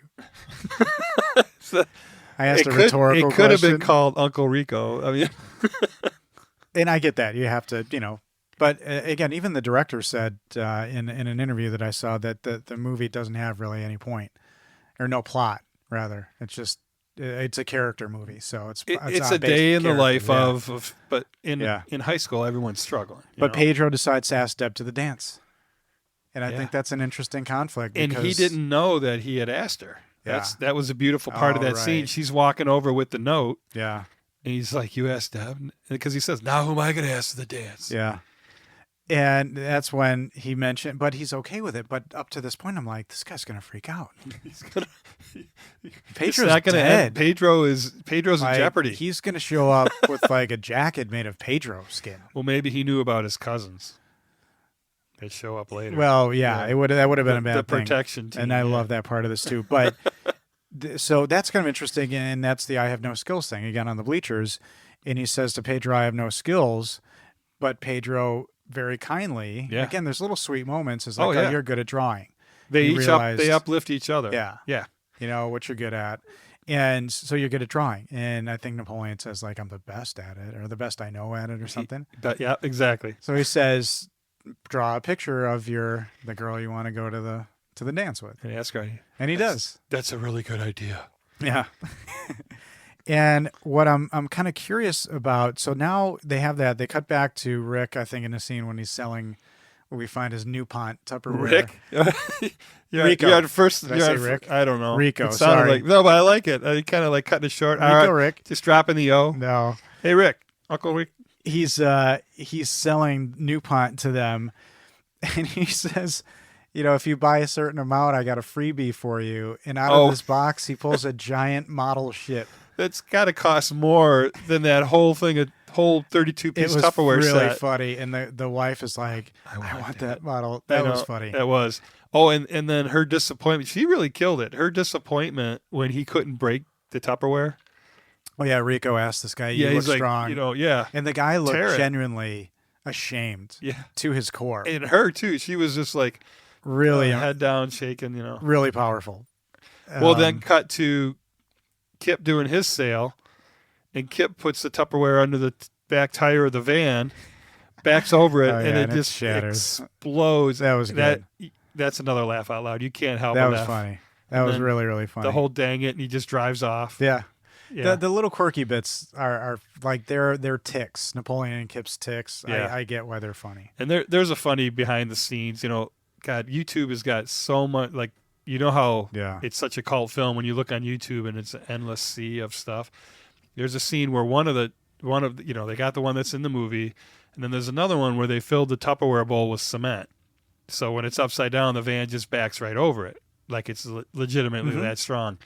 And of course that didn't work because there was nothing funny about it. Yeah. So Well, it is funny, and you kind of don't know what to expect. Is it going to work? yeah, But good for him for and his it just ingenuity. blows trying up. to I sell. mean,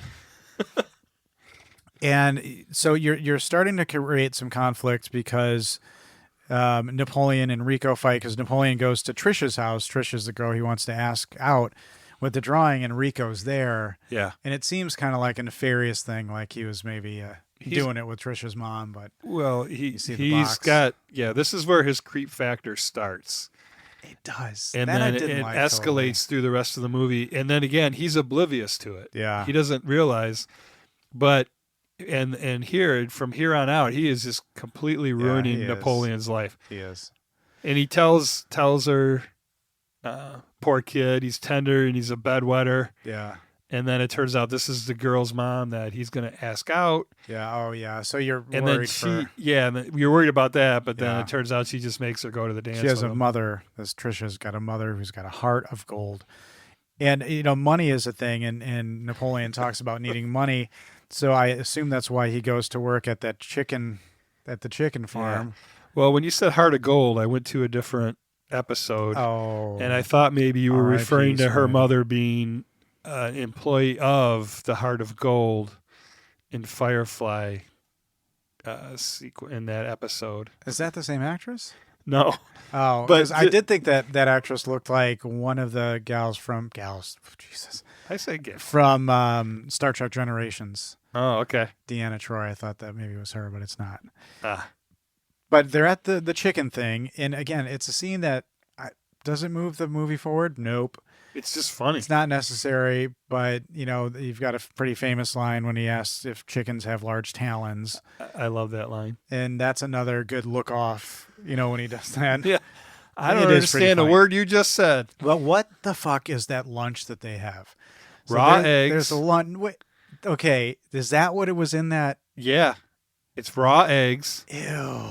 and little thin sandwiches with flies all over it. Gross.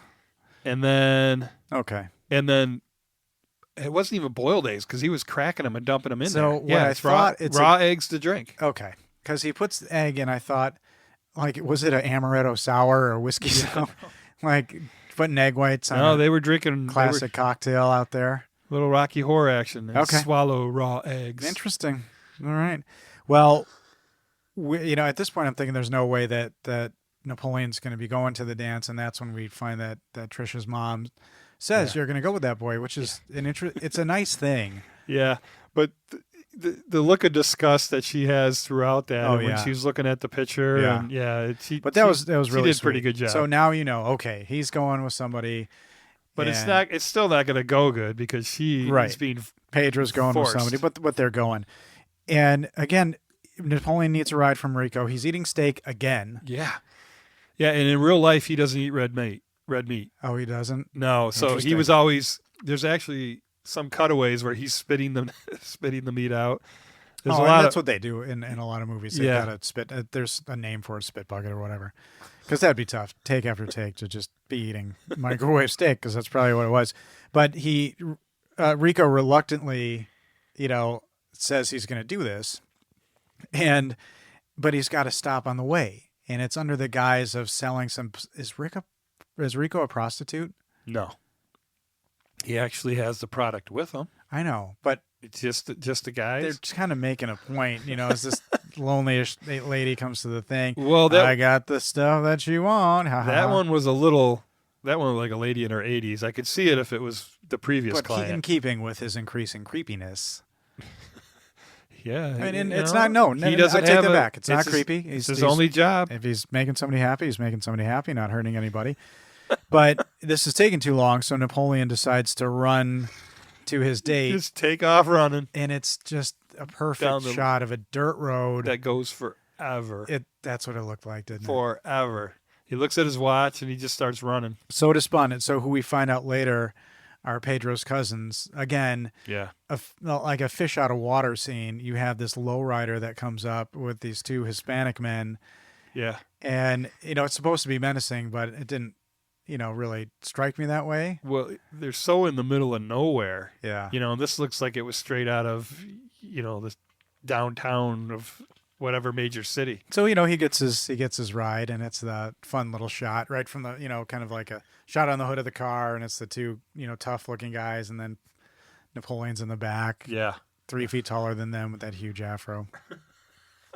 The unwashed. It looks really funny, and the dance, again, kind of a scene that I don't feel was super super necessary. All of it, nothing really necessarily happens. Well, it just takes you back to that time and place, because everybody's not really. It's during a slow dance song, right? Yeah. And then they're playing the 80s song time after time. And nobody really knows how to move or dance. It's kind of awkward. I thought they made it seem, because Trisha bails, but when with Summer and her boyfriend. and Pedro comes up with Deb, and they look super 80s. Pedro's got the blazer with the sleeves rolled up. Yeah. So again, 80s. And she's got the poofy shoulders on the dress, Yeah. which was an actual dress. And Pedro says, "You can dance with Deb," which I thought was sweet. And time after time, like you said, and you've heard me say, seeing Cyndi Lauper live was an amazing, amazing thing. You mind if we dance with your dates?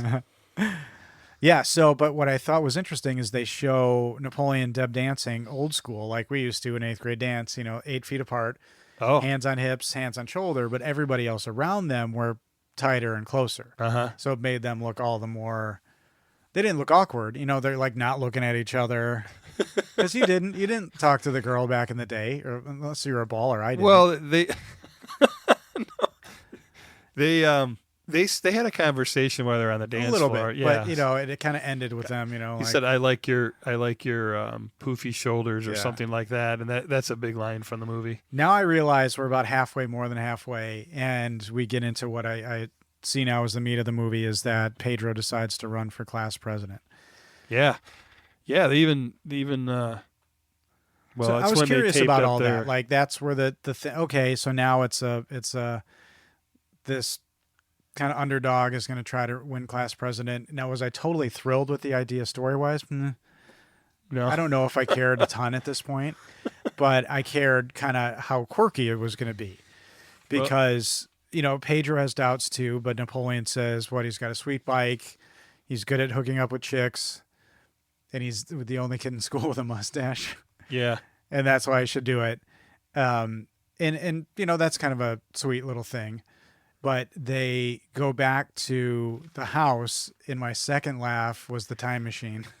Oh yeah. When Napoleon sees pieces, no, it's a fully put together contraption.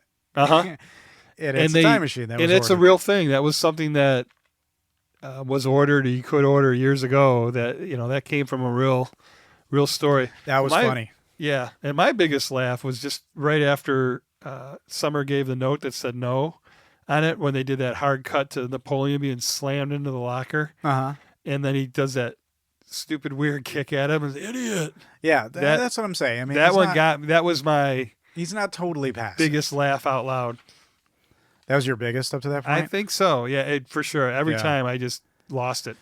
I think the sound effect too of him hitting the lockers. Yeah. Oh, And the milk scene in this was probably the grossest thing I've ever seen in any it movie. got into an ever. onion patch. Any movie ever, when he drinks that The milk. 4-H club. So that National FFA organization is real. It's a 501 youth organization. So that's like a real thing. Yeah.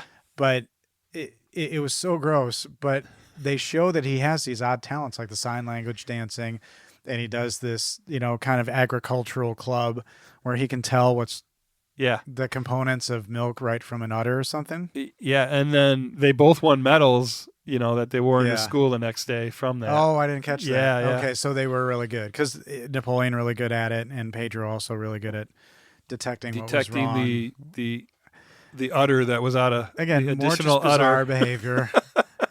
And it's revealed that Summer's also running for president, so that's fine. That's cool. There's got to be conflict, right? Yeah. The popular girl versus, and are they the only two candidates? Yep. That's kind of, come on. There's got to be a few more candidates, right? It's low budget. They couldn't even afford another actor to do that. You know how much more casting we have to do? To write more dialogue. Yeah.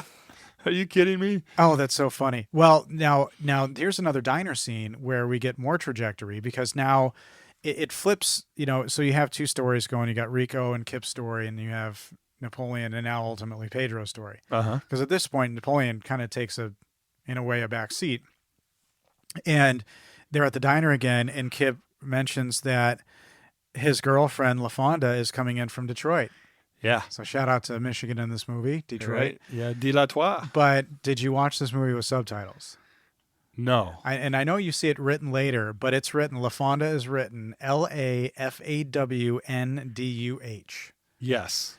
And at I did first, see I that. thought just because of the subtitles, the subtitle people were being terribly insensitive. No, it's in the title. Yeah. Okay. So I thought the subtitle people are being really mean because that's really short-sighted to tie. And then you like, missed just write 5 more minutes of the LaFonda. movie because you were going over that in your mind. Yeah, and you see it written in the movie later. But why? So I'm like, okay, this kid's ballsy. He's going to make up a fake real person. The whole time I remember the first time I saw this whole time I didn't think she was real. Mm-hmm. Yeah, until she walked off that bus. So I'm thinking, what's Kip going to come up with Yeah, now? yeah. Is he going to pay somebody, what have you?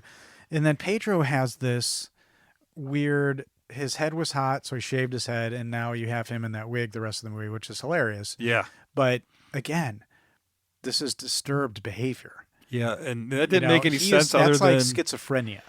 Well, having having tactile like heat on your head. well, the anxiety. It's like the guy covered in bugs in Hellraiser 2. Get him off me! Yeah. It's the same. That's like hallucinations. It had to have been anxiety for the whole running for president Okay, thing. That's the only anxiety thing I could do come up that. with. Yes, absolutely, for sure. And so he's got a wig. The Vote for Pedro shirt comes into play now, just as a fun little ringer tee. Again, Yeah, very yeah, we are. 80s. Oh, yeah, we already did the suit. They're plastering the.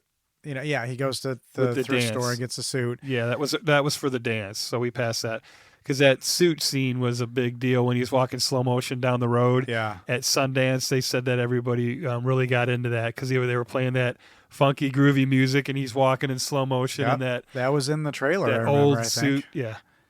But they have the montage of them putting up flyers, the A team. So again, Yeah, they put one in the urinal. yeah, They taped one in the Not a urinal bad that you're idea, going to actually. piss all over it. to think about it, not a bad idea. No, but I'd take that hit. you're pissing on the guy that you're asking But you to are vote. you reading it though? You're reading it. You're right. It's going in there. And now here comes another left field bit where you see a nerd, ostensibly, or no, somebody getting picked on. Forgive me, somebody getting picked on by the same guy who kicked Napoleon's tots. Just because he's tiny and had glasses doesn't mean he's a nerd, Well, Ryan. I have one of two of those things. I have glasses. You're tiny. But he, this kid's getting bullied, and they both walk up to him, and they're like, "You're under Pedro's protection now." Yeah, yeah. Well, it was Napoleon. Yeah, and I was like, "What's that all about?" Yeah, And come to find out, those two dudes in the lowrider are Pedro's relatives. Yeah. Do they say cousins? they do at some point because at the end of that day, the same bully's trying to take his Yeah. bike, and then the two lowrider dudes Show pull up up, and shake they're their like, head "Nope." no, and then the bully runs away. Again, super quirky, fun. I Yeah. mean, I detached that from everything else, but I thought that was just like a funny thing. But now we get to the train station in LaFonda. So this beautiful woman comes off the train, and again, I'm like, Yeah, what's the rub? just yeah. And it took Completely- forever for me to realize that she's real. It's like exclamation points. LaFonda is real. And they couldn't have made her cast her any better. Oh, Because she was of how perfect. Kip is so tiny, so Yeah. frail, and then here's this athletic, voluptuous, Yeah. African American woman, just larger than And life she comes was, off she the was bus. great too. This actress, I think, Yeah, was and she- phenomenal. And in the interviews, so there's a Cyber Dynamite virtual interview that was done like a year ago or less than a year ago, where they had the whole cast on Mhm. virtually with a guy in Chicago, a critic from Chicago. Oh, okay. So I recommend anybody to watch that. It was a lot of fun seeing all the characters talk about what their roles Yeah. and what they did, and it's called Cyber Dynamite on YouTube. So Nice. definitely check that out. And they do a little montage, and I love the music in that scene. It was Mhm. old school keyboard and drums. Yeah. And slowly, I was like, I guess you can meet people met in chat rooms back then, and this happened. Are you at the picnic where they're at the picnic table?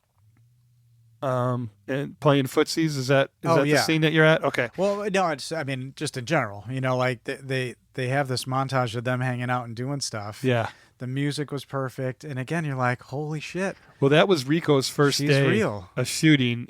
Is when they were at the picnic table playing footsies. He arrives on set, observes that scene, goes over, gets on his phone, and calls United Artists, I think he said it was, and says, "I think I have your next movie."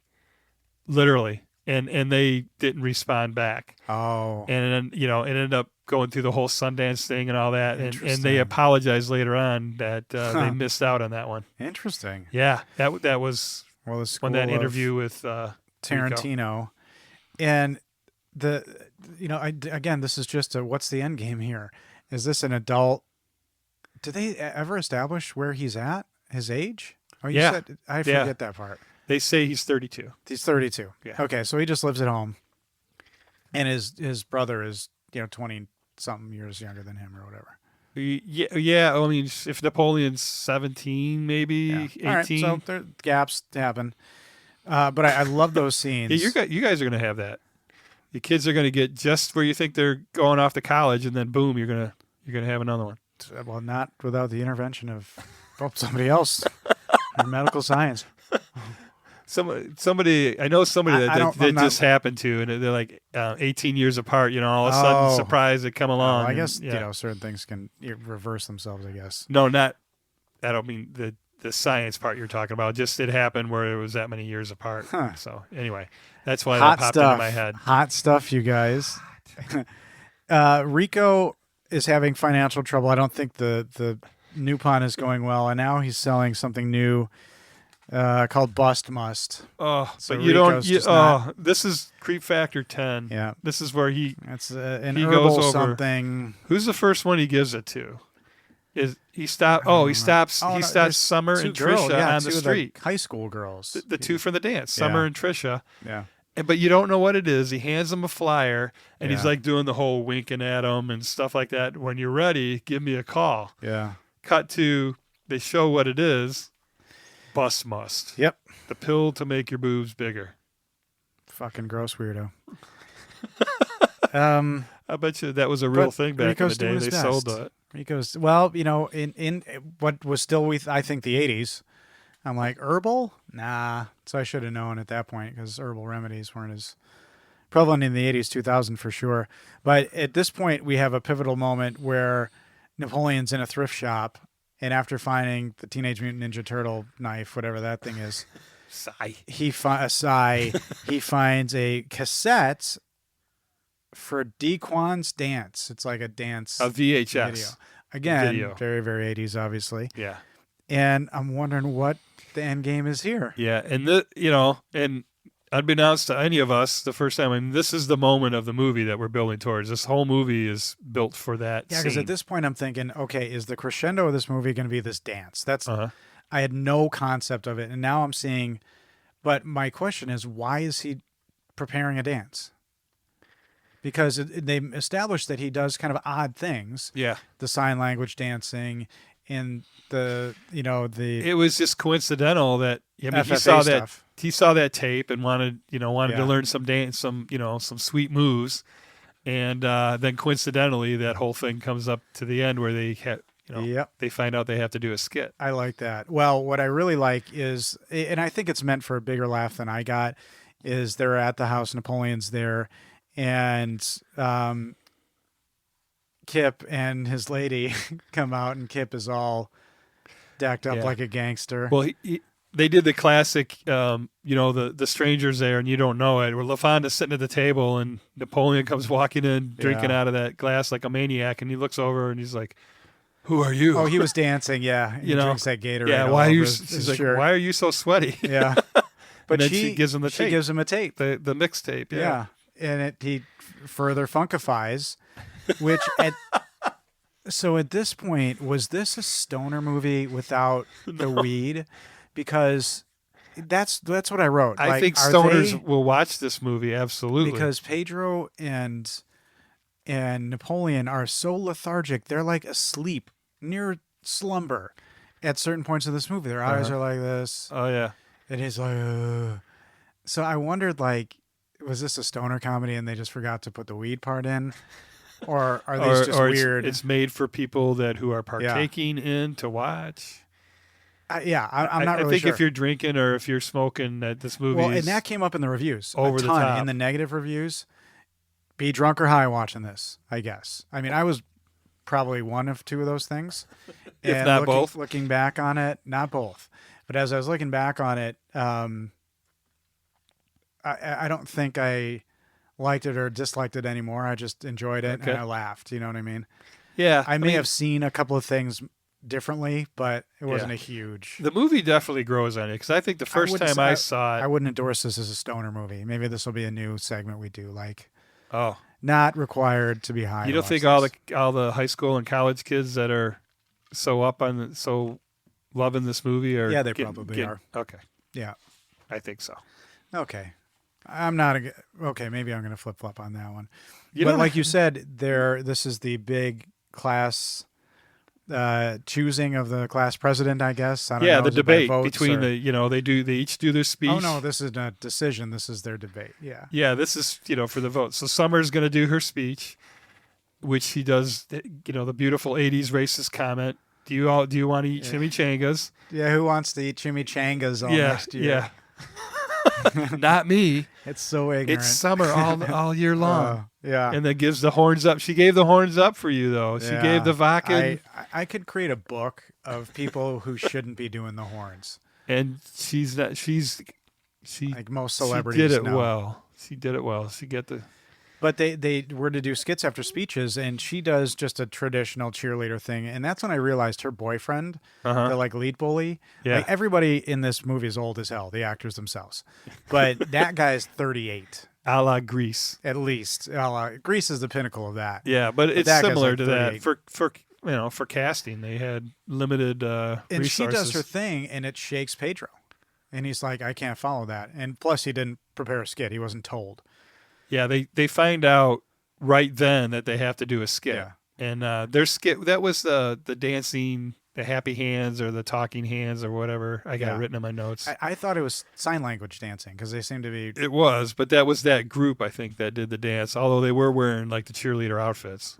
But it was to some poppy song and whatever. That's fine. Oh, it was like Britney Spears song or larger something than like life. It was either like an NSYNC or Yeah. boy. People are just yelling at us right now. Well, Neither if one they of care us that are much the about 80s NSYNC. pop band, the boy band. Yeah. If you are in sync, I want to hear from you. Everybody else on this thing, no it's not in offense. sync. It's that, I don't know. It's Larger Than Life, I think is the song. Okay. Well, tell us what it is, because Todd wants to know. No. Little independent podcast at gmail.com. Tell us the name of this song in Napoleon Dynamite. And so this floundering. whole thing is leading to this dance. And at this point, I got to be honest. I'm like, what the fuck's going to happen? Like, okay, I get it. Napoleon's going to go up there. And what I think is maybe you're meant to be like, he's conquering his fear. Well, But we have no idea what's going to happen, right? So Summer finishes. this is when I thought he murders everybody. Pedro goes out and does a speech very badly, very coy. But he does the great line at the end. And if you vote for me, all of your wildest dreams will come true. Which is what Napoleon tells him. And then he walks off the stage, and now we're like, and then the creepy principal's like, and now a skit by Pedro Sanchez. Yeah. And we're like, Why what's going to happen? A skit? I thought a skit was more of a talky acting thing. But anyway. Yeah, and then we see him hand the kid the tape. So I'm kind of curious, logistically in real life, this would have taken so long. The audience would have gotten restless. Most people would have left. But I'm glad this is a movie. No, you're staying out of class. And everybody sat there, patiently waiting for him to go all the way back to the sound guy. Be like, all right, cue this up okay. Because at some point at the end of the dance, the thing shuts off completely and it's very awkward. Yeah. So he does this dance. Now, I am thinking a couple of things. One, what is going to be the outcome of this? Because he's bullied. I can't tell if he's liked in this school, if people just think he's weird. I kind of get the idea that they think he's weird. Oh, yeah. So I don't think this is going to go well. He is not a fit-in guy. Okay, I don't think this is going to go well. No, as I'm I think watching it's going to be the most god-awful dance I've ever seen. No. I even think after he does the dance as well as he does, it does not go well. And then, I was just thinking it was just going to be this god-awful nightmare of a dance, and and people were going to laugh at him and all two that. ways that way, right? Like, But then when he had the skills that he has, to quote him, it was amazing. Yeah. And in I your was just scenario- totally blown away. in your scenario, is it bad and then they like him anyway, or No, I thought it was going to be bad, and then it was going to be bad with the audience, booing him and bullying him, because you don't picture Napoleon through this whole movie being able to I dance. thought it would have been more heartbreaking if he did it as well as he did it, Uh-huh. and there was still like no response. Yeah. But it just blew my mind when So he started how moving much the way. of the actor do you think that they picked, John Heder? Like, how much of the decision was based on that dance? Yeah, a lot of the movie So was it's kind of is built up to go a to that big- moment. And again, I'm like, do I give a shit? And I think the fact Oh, that I did. he did such a good job, and there was the pause, the music stops, and he's like, uh-oh, and he runs off stage. Yeah. And the slow, or like the kind of slowed down, and the standing ovation was a little cheesy, but I got a little smile from it. I was Yeah. like, okay, that's nice. And I think I even sent you a GIF of Pedro walking up and that like smile. Yeah. So that was a GIF It warmed of the actual movie we're doing. Holy shit. it warmed the Grinch's heart. And, this is very clearly a good thing. Is this enough to save a school presidential election? Who knows? Well, the crowd's reaction said But, it all, and then yeah. the way Summers reacting to that, you knew he was going to win. Yeah. Yeah. That's my assumption. So now we kind of tie things up, or so we think, with my favorite is Kip and LaFonda. Like they're out together. Like the two of them are leaving. They're getting on the bus. Now Yeah. that he's 30 something, it makes more sense. Because I thought he maybe was a high school kid who just didn't go to high school. Oh. Rico is back in his trailer somewhere. And again, Idaho is so mountainous and like, kind of cool. It just got this kind of gorgeous geography that I think people are going to be interested in. And then a girl shows up on a bike to Uncle Rico, and they, Yeah. I assume, are Well, I called it the happy ending montage. yeah. So everybody's got their girl. So Kip is leaving on the bus with LaFonda, right? Yeah.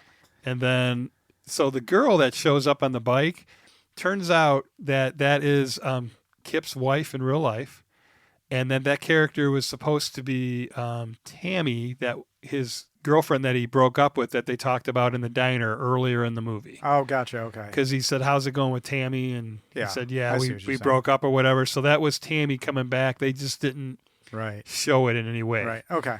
But that was actually Kip's wife in real Interesting. life. All right.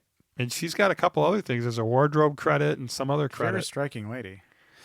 Pedro's having a cake, El Presidente. celebrating his Yeah. his win, Yes, celebration. and we've got Napoleon on his tetherball, which again anchoring him, Uh-huh. keeping him from murder. And And then there's a world that this kid's a psychopath. and then the for beautiful little Waterworld walks up. sure. Yeah. Water girl.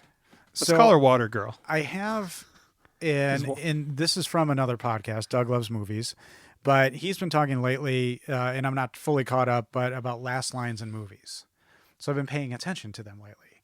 And his point was, he's ending most of his podcasts with the last line from a movie, Okay. and it's remarkable how many of them are unremarkable. It just, like, if you really clock this, so I've started, it's kind Yeah. of a curse, but I've started clocking last lines from movies. So we'll see if you know. I think I know what the last line of this movie Because is. this was a montage. I don't remember them talking. Well, officially. So I think his, that last line or that last interaction with the guy and the girl. So the girl comes up to him and there's going to be a monumental last line or whatever. And his last line was, "I caught you a delicious bass." Yes. And that's kind of, that's really in character for him. And that's when like the music fades in and I'm like, Yes. oh shit. All right. Fun Yeah, little another last 80s line. song. Yeah. And she play tetherball and he annihilates her, and it fades out, or so you think, and then you have a post-credit scene, which I don't think we should go into. No, and that scene at the end of the credits was actually filmed a year later. Yep. And the family, it was actually LaFonda's real family in the audience. Oh, that's cool. Her family at the scene was her real family. And filming the post-credit scene costs more than half of what it costs to make the entire movie. Wonder why. So studio came in to and do did that. Okay. Studio came in. So a couple of notes. Studio came in to the intro they didn't originally like because the hands were gross. So the studio had the intro reshot with new hands. This was shot in 22 days. Who would you think would have been considered otherwise for this role? There was a famous actor who was considered for the role of Napoleon back 2004. Yeah, I did see it. I I know Jack Black was supposed to be Rico, or considered for Rico, Uncle Rico. Jake Gyllenhaal, Yes. which is interesting. Yeah. That would have been weird. Yeah. John Heder was 26 when he made this movie, and Ephraim was 31. So it doesn't really matter. And as Todd mentioned, this is based off a short film in 2002 called Palooka. Yeah. Student film, black and white. A tie-in to our podcast, if you know it. Oh, if I you have know a... us. Wait. Oh, this is scary, Ryan. I have a big tie-in to our podcast as well. All right, you go first. Is it related to Silence of the Lambs? Yes, it is. Go for it. Okay, so we're wearing Buffalo Bill t-shirts, as we always do, our uniforms, as our legions know. Our little 8-inch Hannibal Lecter doll is standing over here staring at us. And there is an interview or a little thing called You Gotta See This. It's either an interview or a movie with interviews with directors. And Jonathan Demme, the director of Silence of the Lambs, is quoted as saying that this is one of his all-time favorite movies. Amazing. Is that what you have? Uh-huh. Yeah. Did that give you some goosebumps when Yeah. you saw that? Because I don't even know why we do Silence of the Lambs. Oh, I do. It started because we were doing the wait. Yeah. And we've already got it. Well, thanks everybody for listening, and thanks for what you do. Thanks for being pals with each other and with us, and we'll end with some reviews. Now, this segment of this final segment of the podcast is always interesting to me because I've kind of made it a bit of a mission to make Todd crawl out of his skin a little bit. And sometimes it's easier, sometimes it's not, because he cares about his movies as I do mine. But nevertheless, a lot of reviews on this film on IMDb. And here's a 1 out of 10. Okay. Submitted in 2005. Let's make a movie about nothing. Yeah, that's a great idea. And add in some hateful characters and gold. An idiot with a fro and his eyes shut, no plot, and horrid acting make for a bad movie in my book. Sorry if I'm being hard on it, but it was really bad. Like, let's kill ourselves after watching this bad. I expect my $6 from Blockbuster back. Really. I wish that he'd drive his ride while eating his tots into a hellhole and die there. So Blockbuster's on blast, that remaining one in Oregon. But it wasn't all bad. It had a horse, I think. Yay! But seriously, everyone around me loved it. I think the producers should give me my money back. But it's one man's opinion. I'm sad I had to sit through this. I will cry in a corner now. That's actually funny. A lot of bad reviews. A lot of, like I said, a lot best of people if viewed high or drunk. Compared to bad movies, it's compared to Geely a lot. You know, I get where a lot of people, and the first time you see it, you could just think, man, this is just stupid. But then I guarantee you, if the movie grows on you, Yeah, it really does. And you think about it a little bit more, even after seeing it. So I would definitely watch it with my daughter as a fun little, hey, Yeah, she's going to tell her friends about it, and then they're going to start watching it. And here's another bit from a review that I didn't want to read the whole review, but this was too great not to choose. This was the end of a 1-star review. Okay. If these people are representatives of the residents of Idaho, that state should not be allowed to vote in national elections. Another bit from another 1-star review. Do yourself a favor and shove an ice pick through your foot instead of watching the skid mark on the underpants of modern filmmaking. Wow. Poetic. And plenty of good reviews, of course. 10 out of 10. I've got 2 little ones because they were too brilliant not to read. 10 out of 10. This one's titled Lyle the Cow Killer. Oh, so there's his name. I was at a funeral for an old lady in the neighborhood, and I went to the viewing. I recognized Lyle. He was her brother. When I went to shake his hand, I said, I know who you are. You were in Napoleon Dynamite. His brother, standing next to him, said, quote, I didn't think anyone saw that movie, end quote. I bust up laughing. He's the real deal. Talked just like he did in the movie. I was living my own scene from Napoleon Dynamite. Of course I got a picture with him. 10 out of 10. Aw. And finally, 10 out of 10 review, and it's titled The Greatest Thing America Has Contributed to the World. Well, okay. Are you ready? The greatest All right, thing. this is his review, their review. The greatest thing America has contributed to the world. Magnum opus. Perfection. Sent by God to undeserved man. The end. So there you have it, a movie sent by a deity of some sort to an undeserving group of people like us. Yeah. So thank you for,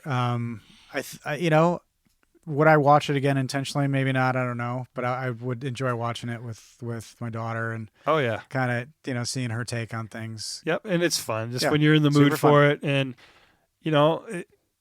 awesome that we got it requested. And this certainly would have been something I could have picked down the line. Yeah. This well. was super fun. Yeah. Nice So job. Our first official Nice job. And requested thank movie. you for being ambassador for our request. If you have any other requests, thoughts, or ideas, please email us at alittleindependentpodcast@gmail.com. Try to be nice if you can, and we really appreciate you listening. And Ryan, Yes, Todd. who will always have Monty Doro. Who are those guys? You'll love it. It's just a little Love it. It's just as like independent. You're about to say You'll love it. It's just a little independent. You're going to love it. It's just a little independent.